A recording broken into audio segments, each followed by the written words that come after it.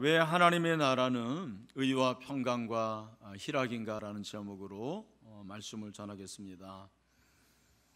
오늘 본문은 제가 정확하게 얼마가 됐는지는 모르겠지만 우리 교회에서 사역하셨던 윤성재 목사님이라는 분이 금요 기도회 때 했던 설교 본문이에요.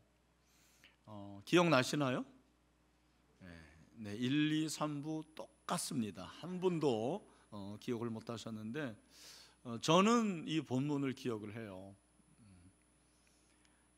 그래서 하나님의 나라가 의와 평강과 희락이라는 이 말씀이 저에게는 굉장히 그 당시에 크게 들려왔습니다. 내용은 기억은 안 나지만 제가 그때 어떤 마음을 먹었냐면 내가 이 본문으로 이 구절을 가지고 한번 설교를 해야 되겠다라는 그런 생각이 들었습니다. 이제 로마서를 이렇게 강의하다 보니까 이 본문이 나왔는데 제 마음속에 먼저는 여러분들이 혹시 제가 은퇴한 후에도 이건희 목사가 이 설교를 했는데라고 기억하는 분이 한 사람 이상 나오길 바랍니다. 네. 여러분들이 사실 그만큼 그렇게 설교를 집중하지 않는 거죠. 네. 오늘 우리가 이 말씀을 보는데 지난주 말씀에 이어서 바울이 로마 교회 교인들 사이에 생겨난 이 갈등의 문제를 다루고 있습니다. 갈등의 원인이 뭐였습니까? 서로 어떻게 하는 거예요? 비판하는 거. 서로 비판하는 것이 그들의 갈등의 문제였습니다. 서로 비판하는 것을 바울은 굉장히 싫어했던 것 같아요. 그리고 이것을 신앙생활에 아주 큰 적이라고 생각을 한 것 같아요. 그래서 사실 지난주에도 계속 비판하지 말라고 하면서 또 13절을 보니까 그런즉은 지금까지 내용을 다 정리를 하고 또 말하는 거예요. 우리가 다시는 서로 비판하지 말자. 여기서 이 다시는이라는 단어에 집중을 해야 됩니다. 이 다시는이라는 것은 어떤 의미냐면 조금도 틈을 주지 말자, 그런 의미예요. 무슨 말입니까? 저와 여러분은 틈만 주면 죄짓고 틈만 나면 뭐 하는 거예요? 비판하는 거예요. 틈만 주면 그냥 저 사람 저거 잘못하고 저 사람 저거 문제고 하면서 다른 사람의 티를 드러내고 자기의 들본을 알지 못하는 거죠. 우리뿐만 아니라 로마 교회 교인들도 뭐 50보 100보였습니다. 바울은 다시는 서로 비판하지 말자 그렇게 얘기를 합니다. 도리어 그랬는데 도리어는 더 나아가 비판하는 정도가 아니고 우리는 어떻게 해야 되느냐면 부딪힐 것이나 거칠 것을 형제 앞에 두지 아니하도록 주의하라 그랬어요. 명령이에요. 자, 여기서 두 가지 단어, 부딪힐 것, 거칠 것. 부딪히다, 거치다. 그래서 부딪히다라는 것은 넘어진다라는 의미예요. 실족이라고 그러잖아요. 넘어진다. 이것은 계획되지 않은 우발적인 걸 말하는 거예요. 사실 우리가 신앙생활을 하다 보면 내가 어떤 의도가 없었는데도 불구하고 그 말 때문에 어떤 사람을 실족하네, 그런 경우가 있거든요. 근데 내가 어떤 행동을 의도적으로 하지 않았는데 그게 오해받아서 어떤 사람의 마음을 아프게 하는 그런 경우가 있죠. 그게 바로 부딪히는 거예요. 거칠 것, 거치다, 이 말 우리말에 거치다라고 번역을 했는데 이 단어는 덫에 미끼, 이렇게 동물을 잡으려면 뭐를 놓죠? 덫을 놓습니다. 그 덫이에요. 스캔달이 이 단어에서 남았어요. 이것은 계획적이에요. 덫을 왜 놓죠? 의도적으로 뭐 잡으려고? 동물 잡으려고. 마찬가지로 공동체 안에서 내가 의도적으로 어떤 말을 하고 의도적으로 잘못된 행동을 하는 것이 바로 거치는 거예요. 그래서 우리가 부딪힐 것, 거칠 것을 형제 앞에 두지 않도록 조심하자고 했어요. 우리가 의도적으로든지 아니면 우발적으로든지 형제가 실족하지 않도록 주의하라 그렇게 말씀을 하고 있습니다. 그 당시에 왜 이런 문제가 일어나냐면 14절에 보면 내가 주 예수 안에서 알고 확신하노니 무엇인지 스스로 속된 것이 없으되 다만 속되게 여기는 그 사람에게는 속되다 그랬는데, 로마 교회 안에 음식의 문제가 있었습니다.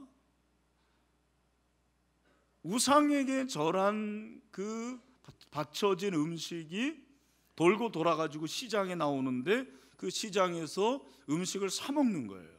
사 먹는데 믿음이 강한 사람들은 그게 별 문제가 없었어요. 뭐 어때, 나는 괜찮아라고 그 음식을 먹는데, 믿음이 약한 사람은 이거 우상에게 절한 건데 먹어도 되나?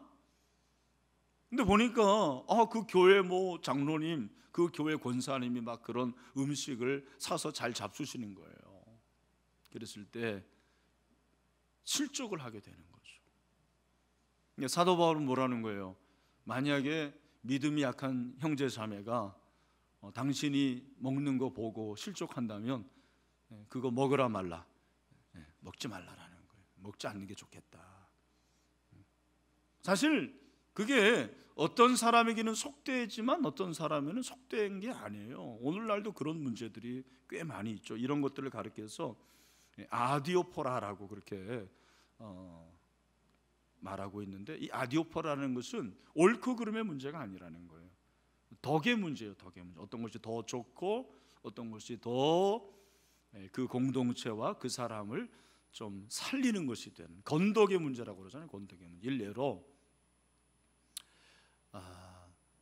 저 같은 경우는 뭐 고사떡 같은 거 안 먹거든요. 근데 여러분 중에서는 뭐 그런 거 문제 없다고 생각하는 사람이 있을 거예요. 근데 만약에 그것 때문에 문제가 되면은 사실 여러분 안 먹어야 되거든요. 여러분, 유행가 부르는 게 죄입니까, 죄 아닙니까? 그게 뭐 어때요? 유행가 부르는 게 어떻습니까? 그러나 어떤 사람에게는 그게 문제가 된다면 교회 안에서 야유회 갈 때 막 뭐 니나노 막 이렇게 해가지고 그게 문제가 된다면 그런 노래 안 불러야죠. 이게 제가 안 부르는 거예요. 그래서 여러분, 고스톱을 치는 게 옳습니까, 옳지 않습니까? 다 치니까 뭐 얘기를 안 하죠. 근데 제가 만약에 이건희 목사가 쳤다, 장로님들하고 야유회 가지고 쳤다, 그게 만약에 교회 안에서 소문이 나면은 이야, 여러분 어떻게 하겠습니까? 이건희 목사님 확실히 통이 큰 사람이야. 네? 이야, 참 그러겠습니까? 아니, 어떻게 목사님이 고스톱을 치지? 뭐라고 그러겠어요? 당연히 제가 쳐야 될까요, 말아야 될까요? 말아야죠. 맞습니다. 그런 문제예요. 그런 이게 뭐 성경에 고스톱 치지 말라는 말이 어디 있습니까? 어떤 사람은 내가 동양화를 그리겠다라는 게 무슨 말이냐 뭐 이렇게 얘기를 하면 할 말이 없는 거죠. 근데 중요한 것은 실족을 시키지 말라라는 거예요. 실족시키지 말라. 15절에 보니까 만일 음식으로 말미암아 내 형제가 근심하게 되면 이는 내가 사랑으로 행하지 아니함이라. 그리스도께서 대신하여 죽으신 형제를 내 음식으로 망하게 하지 말라. 굉장히 무서운 말이에요. 내가 그 형제를 위해서 십자가에 죽었는데 너 그 음식 하나 때문에 그 사람이 실족해서 예수 믿지 않고 신앙을 떠난다면 너 책임질 거야? 그런 말이에요. 사실 우리가 그런 경우가 많죠. 꼭 음식이 아니더라도 교회 안에서 나로 인해서 어떤 사람이 실족하고, 아마 저 때문에 실족해서 교회 안 다니는 사람도 있긴 있을 거예요. 제가 몰라서 그렇지. 사실 저는 의도가 아닌데 그럴 수 있거든요. 여러분도 마찬가지예요. 신앙생활을 하면서 어떻게 보면은 교회를 열심히 안 다니고 그냥 일주일에 한 번 예배 드리는 사람들은 별 의미가 없지만, 별 문제가 안 되지만, 교회 안에서 이렇게 열심히 신앙생활로 봉사하는 분들은 그분 때문에 실족해서 교회 안 나올 수가 있어요. 또 아니, 여러분들의 삶의 현장에서도 여러분이 저 사람 예수 믿는 거 분명히 아는데 저 사람 보니까 저거 저래 가지고 되겠나, 나는 저 사람 보니까 교회 안 다니겠다, 이렇게 된다면 사실 우리는 예수님이 구원한 그 사람을 나 때문에 망하게 하는 거예요. 그런 의미에서 저와 여러분의 역할이 얼마나 중요한지 모르겠습니다. 16절, 그러므로 너희의 선한 것이 비방을 받지 않게 하라. 너희가 그렇게 선하다고 생각하는 것이 비난의 대상이 되면 안 된다는 거죠. 17절에 하나님의 나라는 먹는 것과 마시는 것이 아니 오직 성령 안에 있는 의와 평강과 희락이라. 오늘 말씀의 중심 구절이라고 볼 수가 있는데, 보통 이제 이 구절을 우리가 이제 해석할 때 일반적으로 그 먹는 것, 마시는 것, 그리고 의와 평강과 희락을 구분하는 기준이 뭐냐면 물질적인 것, 또 하나는 영적인 거예요. 물질적인 것이라는 것이 먹는 것, 마시는 건 다 물질이잖아요. 그렇기 때문에 먹는 것, 마시는 것은 물질적인 것이다. 그리고 의와 평강과 희락은 보이지 않는 영의 세계의 것들, 그래서 이것은 영적인 것이다. 이렇게 이분을 합니다. 물론 저는 틀리다고 생각은 하지 않습니다. 근데 우리가 이제 이런 식으로 좀 성경을 보게 되면 가뜩이나 우리 안에는 이원론적인, 이분법적인 생각이 있는데, 먹는 것 자체를 좀 나쁘게 보면은 그게 문제인 거거든요. 여러분, 먹는 것이 나쁜 건 아니에요. 먹는 게 왜 나쁜 겁니까? 마시는 게 왜 나쁜 겁니까? 근데 중요한 것은 사도 바울은 하나님의 나라가 먹는 것과 마시는 것이 아니라 그렇게 얘기를 했어요. 이 부분을 우리가 이해를 잘 해야 되는 거죠. 먼저 하나님의 나라가, 그런데 하나님의 나라가 뭡니까? 제가 신학하면서 제일 어렵게 생각하는 주제가 하나님 나라예요. 하나님 나라에서 설교하면, 하나님 나라에 대해서 설교하면 설교자도 어렵고 듣는 사람들도 어려워요. 왜? 제가 볼 때는 하나님의 나라가 너무 큰 나라라서 우리같이 이렇게 참 이 머리가 얼마나, 우리는 참 어떻게, 이런 말 죄송합니다만 새 비슷하잖아요. 우리 머리가. 그런 사람이 어떻게 하나님의 나라를 이렇게 다 이해를 할 수가 있습니까? 근데 하나님의 나라라는 것은 일반적으로 하나님의 통치 영역이 하나님 나라예요. 여러분, 이 교회는 하나님의 나라입니까? 하나님의 나라 아닙니까? 하나님의 나라. 여러분의 가정은 하나님의 나라입니까? 하나님 나라가 아닙니까? 그러면 여러분, 저쪽 호합사는 하나님의 나라입니까? 하나님 나라가 아닙니까? 거기도 하나님의 나라, 하나님이 통치하시니까. 하나님 다 계시잖아요. 하나님 통치하시고 하나님이 다스리기 때문에 사실 다 하나님의 나라인데, 오늘 이 본문에서 하나님의 나라라고 했을 때는 일반적으로 말하는 하나님의 나라하고는 조금 다르게 생각해야 돼요.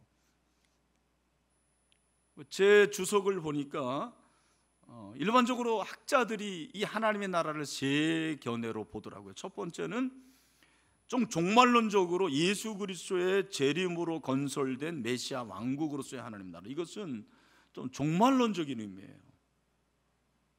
하나님의 나라가 사실은 이미와 아직의 긴장선상이 있기 때문에 이미 하나님 나라가 임했고 하나님 나라가 올 거예요. 근데 하나님의 나라는 천국이에요, 여러분. 왜 한국교회 성도들이 하나님 나라를 좀 어렵게 생각하냐면, 마태복음은 마태가 하나님이라는 말을 사용하지는 않아요. 잘 유대인들을 위한 그 복음서이기 때문에. 그래서 천국이라고 그래요. 마태복음 13장에 보면 천국은 이렇게 해서 비유를 하는데 그 천국이 하나님의 나라예요. 근데 누가복음 그리고 마가복음은 이방인들을 위해 사용됐기 때문에 하나님의 나라라고 그랬어요. 오늘도 사도 바울이 하나님의 나라라고 했어요. 하나님의 나라가 천국이에요. 그러니까 일반적으로 천국은 메시아 왕국, 나중에 임하실 하나님의 나라라는 거죠. 두 번째, 하나님의 나라는 성도의 인격 속에 이루어진 주관적 하나님 나라다라는 견해예요. 세 번째는 땅 위에 있는 성도의 공동체다. 다시 말해서 구원받은 백성 권속들의 모임, 이걸 한마디로 말하면 뭐라고 그러죠? 교회라고 그러죠.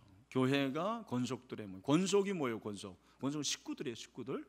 우리가 서로 식구입니다. 우리 옆에 있는 분 한번, 당신은 나의 식구입니다, 한번 얘기합시다.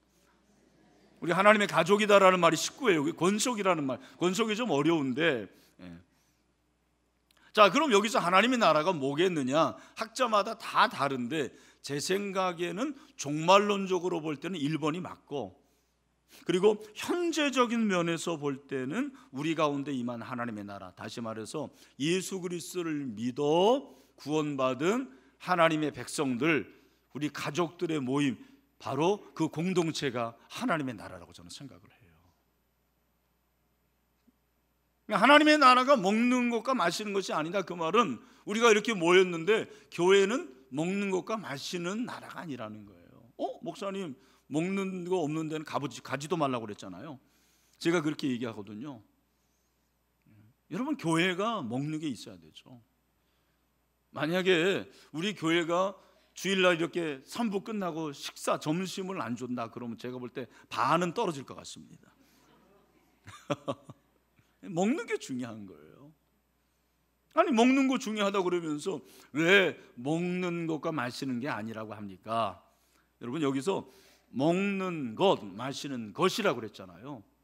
음식이 아니에요. 여기서 먹는 것, 마시는 것은 음식이 아니고 것이라는 것은 행동을 말하는 거예요. 마시는 행동, 먹는 행동, 다시 말해서 이것은 인간의 일상생활 전반을 가르치는 거예요. 그 당시 초대교회에 먹는 것, 마시는 것이 있었는데 정말 그 초대교회 로마 교회가 하나님 나라를 이룩하려면 그냥 먹을 것, 마시는 것 있다고 중요한 게 아니라는 거죠. 먹는데, 마시는데 왜 마시느냐, 왜 먹냐, 먹는데 마시는데 그 먹는 사람의 자세, 그 사람의 가치관을 말하는 거예요. 사실 인간은 다 먹기 위해서 삽니다. 저는 그렇게 생각해요. 여러분, 먹기 위해서 살죠? 네. 살기 위해서 먹습니까? 근데 그게 그겁니다. 제가 볼 때는. 근데 여러분, 여기서 먹는 거, 마시는 것은 내가 이렇게 물을 마시는 이걸 말하는 게 아니고 우리의 삶의 스타일을 말한다고 저는 생각을 해요. 삶의 스타일, 문화, 삶의 문화. 우리 잔원이 문화라고 그러는데 다음 세대 문화. 여러분, 삶의 스타일이 문화예요. 여러분 가정의 삶의 스타일이 있죠? 그럼 그게 뭐예요? 그 가정의 문화예요, 문화. 근데 우리가 예수 믿는 백성으로서, 구원받은 백성으로 이 세상을 살 때는 세상 사람들이 먹는 것, 마시는 것과 같이 하면 안 된다는 거죠. 여러분, 세상 사람들은 정말 왜 먹습니까? 왜 마십니까? 그게 그 사람의 목적이에요. 그 사람들의 삶의 목적입니다. 근데 우리는 그러면 안 된다는 거예요. 세상 사람들은 정말 그것이 전부입니다. 전부. 그래서 누가복음 17장 27절에 보면, 누가복음 10장 20절에 예수님께서 노아가 방주에 들어가던 날까지 사람들이 먹고 마시고 장가들고 시집가더니 홍수가 나서 그들을 다 멸망시켰대. 아니, 이 말씀에 의하면 왜 노아 시대의 사람들이 멸망했냐면 시집가서 그래요. 장가가서 그래요. 밥 먹어서 그래요. 아니, 그게 무슨 문제입니까? 왜 그게 죄입니까? 중요한 거예요. 여기서 중요한 게 본문에서 먹는 것, 마시는 것과 예수님께서 말씀하신 노아 시대의 사람들이 방주에 들어가던 날까지 먹고 마시고 장가들고 시집가더니 라는 것은 같은 맥락이에요. 뭐예요? 그들에게는 종말론적인 의식이 없었어요. 현재가 전부였어요. 그리고 먹는 것, 마시는 것이 그들의 최고의 목적이었어요. 잘 먹자, 잘 마시자, 장가 잘 가자, 시집 잘 가자. 그러니까 뭐 신앙 이런 거 문제 없어요. 예쁜데 그냥 예쁘면 되는 거예요. 오늘 남자들하고 똑같아요. 그 사람 잘 사는데 돈 있는데 권력 있는데, 그러니까 그냥 가는 거예요. 뭐예요? 먹는 것, 마시는 것이 그들의 신의 여신, 우상입니다. 그들의 가치입니다. 저는 오늘 이 시대가 그렇다고 생각을 합니다. 오늘 이 시대가 노아 시대하고 별다를 게 없어요. 오늘 이 시대가 로마 교회 교인들의 그 삶의 스타일과 별다를 것이 없습니다. 여러분 왜 신앙생활 하십니까? 잘 먹고 잘 살려고 그러는 거 아니에요? 조금 더 내가 잘 살아가지고 더 윤택하고 좋은 차 굴리고 더 넓은 데서 살고 예수 좀 잘 믿어봐가지고 성공하려고 그러는 거 아닙니까? 돈이 최고잖아요, 여러분. 솔직히 만나면 무슨 얘기예요? 돈 얘기. 교인들도 뭐 만나면 맨날 그런 얘기 하는 거 아닙니까? 목사들도 마찬가지예요.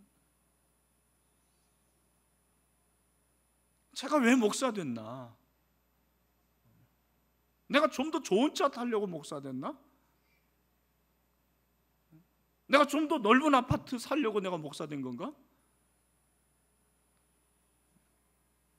이렇게 큰 교회를 만들고 그래서 유명해지려고 목사 됐나? 그건 아니거든요. 근데 언제부터 먹는 것 마시는 것이 제 우상이 된 거죠. 여러분도 마찬가지예요. 먹는 것 마시는 것은 삶의 영위를 위한 수단인데 어느덧 주객이 전도돼 가지고 그게 전부예요. 교회도 보면 전부 돈입니다. 돈에 벌벌 떨고. 하나님의 나라는 그게 아니라는 것입니다. 그럼 하나님의 나라가 뭐냐? 먹는 것 마시는 것이 아니고 의와 두 번째는 뭐예요? 이거 뭐 이 시간에도 모르네. 네, 의와 그 다음에 뭐예요? 평강, 그 다음에 희락. 의와 평강과 희락이라 했어요. 의라는 것은 인간의 의가 아니고 하나님의 의예요. 하나님의 의. 우리가 불의했었는데 예수 그리스도의 속죄의 보혈로 의롭게 된 것, 그게 하나님 나라라는 거예요. 그러니까 하나님의 나라는 불의를 행하면 안 돼요. 하나님의 나라는 불의가 판치면 안 돼요. 로마서 3장 20절부터 24절에 우리 다 같이 한번 읽어보겠습니다. 시작. 그러므로 율법의 행위로 그의 앞에 의롭다 하심을 얻을 육체가 없나니 율법으로는 죄를 깨달음이라. 이제는 율법에 하나님의 한 의가 나타났으니 율법과 선지자들에게 증거를 받은 것이라. 곧 예수 그리스도를 믿음으로 말미암아 모든 믿는 자에게 미치는 하나님의 의인이 차별이 없느니라. 모든 사람이 죄를 범하였음에 하나님의 영광을 이루지 못하더니 그리스도 예수 안에 있는 속량으로 말미암아 하나님의 은혜로 값없이 의롭다 하심 얻은 자 되었느니라. 아멘. 여러분, 저와 여러분은 하나님 앞에 설 수 없는 죄인, 뼛속 깊이 죄인이었지만 그런 저희들을 그리스도의 십자가의 속죄로서 하나님과 화해하게 주셨습니다. 그래서 여러분, 어떠한 하나님의 그러니까 하나님의 백성들이 모인 그 공동체에는 불의가 있으면 안 돼요. 사실은 꽁 잡는 게 매가 아닙니다. 뭐로 가도 서울 가는 게 아니에요. 반드시 뭐로 가면 안 되고 서울 가는 길이 있어요. 우리 신일교회는 정말 의가 있는 그런 교회가 되길 바랍니다. 여러분의 가정도 마찬가지예요. 그게 바로 먹는 것 마시는 것이 아닌 사람들의 모습이에요. 여러분, 평강이라는 것은 아는 대로 평화예요. 평화가 우리 가운데 임하는 거죠. 로마서 1장 28절에 또한 그들이 마음에 하나님 두기를 싫어하며 하나님께 그들을 상실한 마음으로 내버려 두사 합당하지 못한 일을 하게 하셨다. 여러분, 예수 믿지 않는 사람들은 아무리 부자여도요 마음에 평강이 있어요? 없어요? 없어요. 평화가 없어요. 왜? 하나님이 그렇게 내버려 뒀기 때문에 그렇습니다. 우리는 아무리 단칸방 월세방에 살아도 하나님이 내버려 두지 않고 하나님께서 여러분을 붙잡아 주십니다. 그래요. 그러므로 저와 여러분은 뭐가 있는 거예요? 평화가 있는 거예요. 여러분, 그리스도 안에 평화가 있습니다. 주는 우리의 평화십니다. 주님이 우리의 평강이십니다. 주님이 계신 곳에 평강이 있습니다. 주는 평화 막힌 담을 모두 허셨네. 주는 평화 우리의 평화 주는 평화 막힌 담을 모두 허셨네. 주는 평화 우리의 평화 염려다 맡기라. 주가 돌보시네. 주는 평화 우리의 평화 염려다 맡기라. 주가 돌보시네. 주는 평화 우리의 평화. 여러분, 하나님의 나라는 평화입니다. 평강이 있어야 돼요. 평강에 있는 하나님의 나라에는 기쁨이 있습니다. 평강이 없는 사람들은 기쁨이 없어요. 기쁨이 있다라는 것은 평강이 있다라는 거예요. 여러분 기쁘십니까? 네. 계시록 21장 4절을 보니까 모든 눈물을 그 눈에서 닦아주시니 다시는 사망이 없고 애통하는 것이나 곡하는 것이나 아픈 것이 다시 있지 아니하려니 처음 것들이 다 지나갔습니다. 네. 천국에는 무슨 개그 콘서트 이런 거 없습니다. 다 기뻐요. 슬픔이 없어요. 제가 보니까 이게 늙는다라는 게 나이만 먹는 게 아니고 기쁨이 사라지는 것 같아요. 아이들 보면 얼마나 웃는 얼굴입니까? 해맑게 울잖아요. 여러분 갓난 애들 중에서 막 인상 쓰고 그런 애들 봤어요? 그 병원에 가야 됩니다. 근데 여기 뭐 어르신들 죄송합니다만 나이 드신 분들 중에 막 웃고 막 하하 이런 사람 있습니까? 다 인생이 힘들어가지고 그냥. 근데 저도 그런 것 같아요. 제가 제 얼굴 이렇게 여러분도 얼굴 자주 보시죠? 3분은 굉장히 좀 그래도 솔직하네. 네. 근데 여러분의 얼굴 볼 때 뭘 보십니까? 저는 제가 웃고 있나를 봅니다. 웃고 있나. 제가 처음 17년 전에 부임할 때 정말 웃는 얼굴이었어요. 여기 한번 사진이 나올 것 같은데 위임식 때 찍은 사진이에요. 이야, 참 저럴 때가 있었어요. 우리 교회 저렇게 생겼었어요 그때. 커튼도 저렇게 쳐 있고. 근데 제가 한 17년 목회하니까 웃음이 사라진 것 같아요. 좀 가슴 아파요. 여러분이 그런 건 아닙니다. 제가 문제겠죠. 사랑하는 형제자매 여러분, 기쁨이 있어야 돼요. 희락이 있어야 돼요. 그래서 여러분 먹을 것이 있는 이유는 기쁨 때문에 그러거든요. 아무리 먹을 거 많아도 피 터지게 싸우면 소용없어요. 육선이 가득하더라도 소용없는 거고, 마른 떡 한 조각 있더라도, 마른 생선 하나 있더라도 기쁨이 있으면 되는 줄로 믿습니다. 하나님의 나라는 이렇다라는 거예요. 하나님의 나라는 그렇게 먹고 마시면서 마치 먹는 것이, 마시는 것이 내 삶의 목적인 그런 사람처럼 살아가는 게 아니라는 거예요.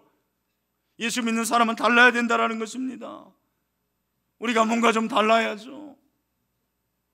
이게 뭘가 다릅니까? 우리는 다른 옷을 입는 것도 아니고, 그렇다고 다른 밥을 먹는 것도 아니에요. 다른 물을 마시는 것도 아니에요. 저와 여러분은 삶의 목적이 바뀌어져야 됩니다. 가치관이 변화돼야 됩니다. 그래서 하나님의 나라를 이룩하는, 하나님의 나라 의와 평강과 희락을 계속해서 추구하는 거죠. 지금까지는 내 삶이 예수 믿기 전에는 그냥 먹는 거 마시는 것이 전부였어요. 시간만 나면은 텔레비전 앞에서 그냥 텔레비전은 나의 목자시니 내가 부족함이 없습니다 그렇게 얘기하고 아침부터 밤늦게까지 그냥 그러던 사람이 이제는 예수님 믿으니까 의와 평강과 희락을 생각하면서 주님 앞에 나아가고 큐티하고 기도하고 그 시간 가지고 다른 사람들 돌보고, 이게 바로 의와 평강과 희락이라는 거예요.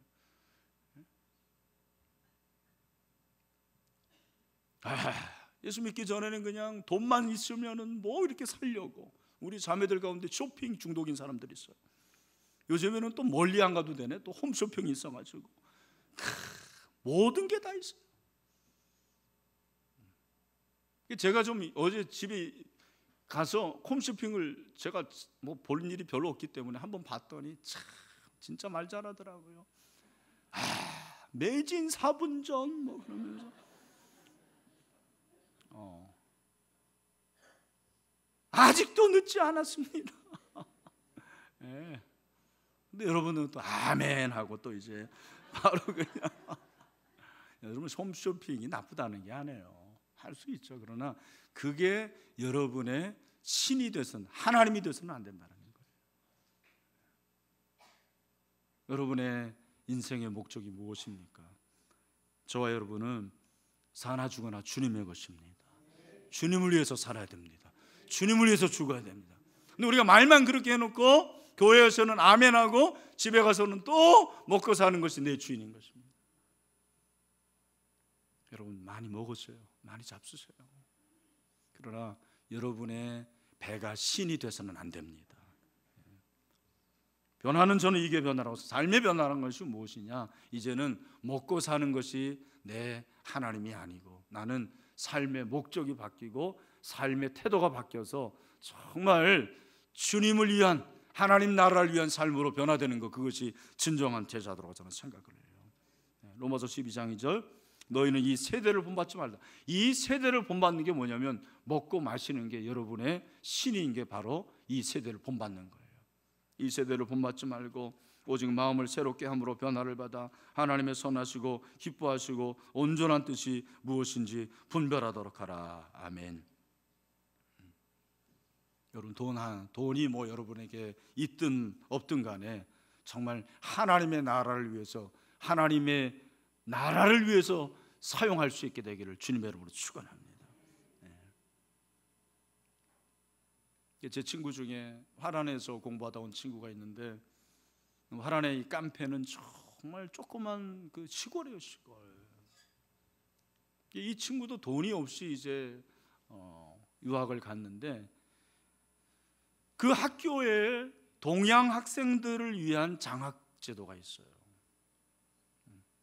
근데 그 장학 제도의 장학 수혜자가 된 거예요. 누가 돕는지도 몰라요. 독재가가 돕는데 생활비까지 줍니다. 누가 돕는지 몰랐는데 학위가 끝나는 거의 그 무렵에 연락이 온 거예요. 자기를 돕는 분이 집에 오라고. 그래서 이 친구는 와, 얼마나 잘 살까, 얼마나 대단할까, 웬걸 가봤더니 할아버지 할머니였네요. 할아버지 할머니가 평생 그렇게 이름도 모르고 성도 모르는, 얼굴도 모르는 동양에서 온 그 학생을 위해서 그렇게 독지가가 돼가지고 돕는 거죠. 가보면은 여러분 오히려 이 목사님 집에 있는 가전제품도 없대요. 그게 하나님의 나라와 의죠. 먹고 마시는 거 잘 살고 그게 아니고 정말 하나님의 나라와 의를 위해서, 그죠? 의와 평강과 그리고 기쁨을 위해서 살아가는 인생이 되는 것입니다. 저는 여러분이 그냥 평생 먹다가 마시다가 그것이 여러분의 우상이 돼가지고 인생의 목적이 돼서 그렇게 살다가 죽는 인생이 되지 않기를 바랍니다. 교회도 마찬가지예요. 교회도 정말 우리 교회가 그냥 우리만을 위한, 우리 교회 이렇게 확장하고 우리 교회 더 넓어지고 참 이거 참 저 지금도 그걸 원하고 있어요. 그러나 하나님의 나라는 그런 게 아니더라고요. 하나님의 나라는 의와 평강과 희락이기 때문에 이 의를 모르는 사람들에게 전하고 평강이 없는 사람에게 평강을 주고 기쁨이 없는 사람들에게 기쁨을 나눠주고 그런 교회가 돼야 되는 거죠. 돈을 사용하더라도 그렇게 사용해야 돼요. 지난 그 부활주일 때 제가 그 신문을 보니까 미국 텍사스 주의 한 교회가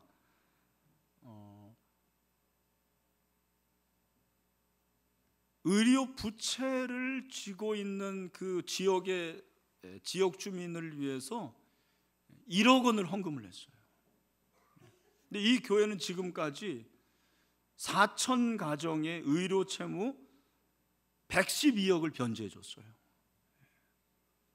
우리는 여러분 정말 좋은 그 의료 혜택을 누리고 있는 나라예요. 우리 그걸 아셔야 돼요.